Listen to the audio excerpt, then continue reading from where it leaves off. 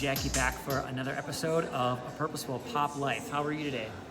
You know, I'm doing pretty well. Are We you? were just asking each other this before we even started filming. I'm like, you know what? It's October, Yep. the almost mid-October in Minnesota, and Yeah. it still kind of feels like summer. It's been an Indian summer. It's been fantastic. Yep. So I'm feeling good. I'm feeling good too. I'm actually going Gopher gear today, partly because there is no Gopher football game this weekend, so it'll be a happy football weekend for me after the last couple were a loss and a really sad win, but so it'll be good. Yeah.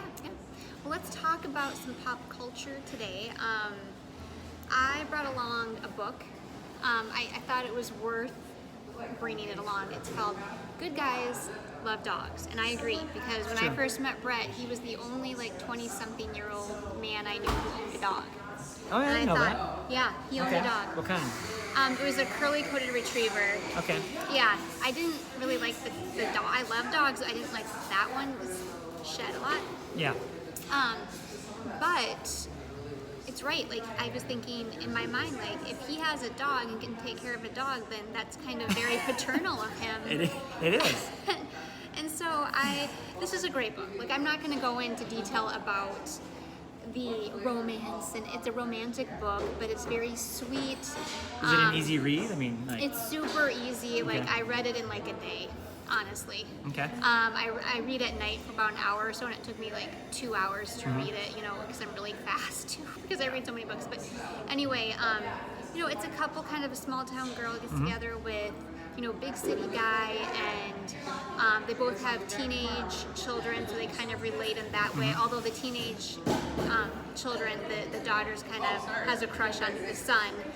Ooh, They like each complicated. other, so there's a little bit of complication there. But it's a good read, and if you're going to be on a deck this weekend or tonight, or just want to stay inside and cuddle with a book, get Good Guys Love Dogs by Ingrid Cooper. Cool. Yeah. Okay, so I did quite a bit of TV watching as I was watching them put sod in our yard, which is finally in. But I watched three things, and the first was And please tell me that what you were watching was more interesting than the sod. workers putting Although they sod on your- have really cool equipment, like a Zamboni for sod. But the first one is Rob Lowe is the host of one called Attack of the Hollywood Cliches. And Rob Lowe is my big Hollywood crush. I think totally. he's just dreamy. I loved him back when he did Youngblood. I loved him in Yeah. Austin Powers as number 2, whatever he was. He's good in everything. So it's Even bad movies, he's still good. Yeah, so this is a 50-minute sort of rundown of movies and all the cliches about the long shots and dating scenes, and it's really funny if you want to get an idea why do they do certain things in a movie. You kind of watch this and you get kind of a humorous take as to this is why they do certain things in a movie, what they're trying to elicit from you as the viewer. It's humorous, and actually it's kind of fun. It was a fun kind of killer for a little bit, and I think even for a young viewer, it's a good thing to watch to kind of get a sense how do they do movies. So Yeah.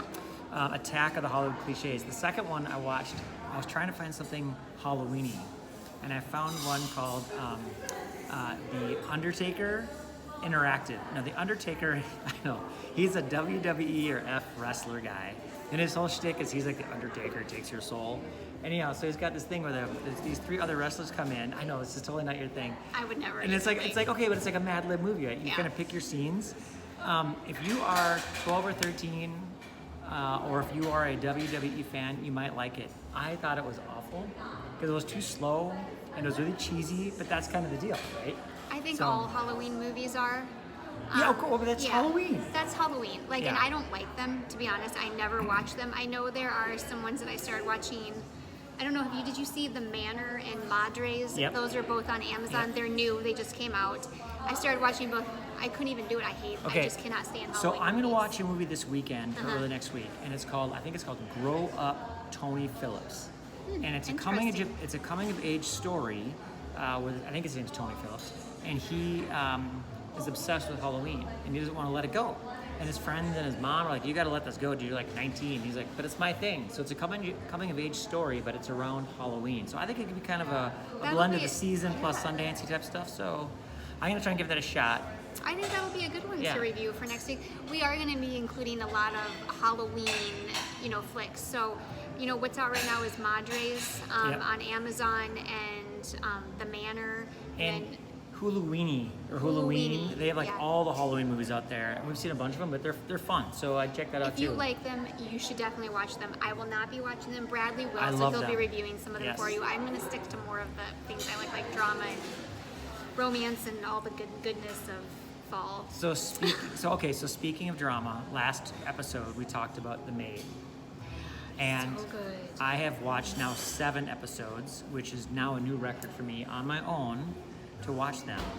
And what I found really interesting is it really is a story about her, and it's almost written like a documentary or autobiography of her life. And because there's all these other side And it's characters. based off that.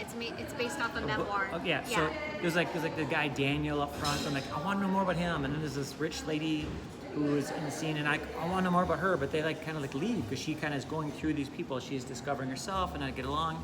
She's And I really young. Yeah, and I think some of these characters come back in episodes 9 and 10. I look forward. But anyhow, The Maid is actually really good.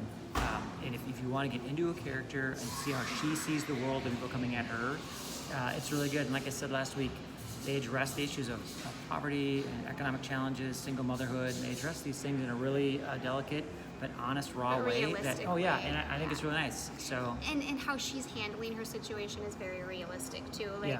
you know, as women, we're not perfect. We, want to protect our children and do the best for them, but we also are just humans who need affection and love Yeah. and respect. So, Yeah. well, that's so all check we it out. have for this week. So we'll see you guys next week with an update. Hopefully, we'll have some new stuff, maybe some Halloween stuff. Some we'll fun see. stuff, yeah. Maybe we'll be in costumes in a couple weeks. That'd be fun. Yeah, we should do that. All right. Have a good Bye. one.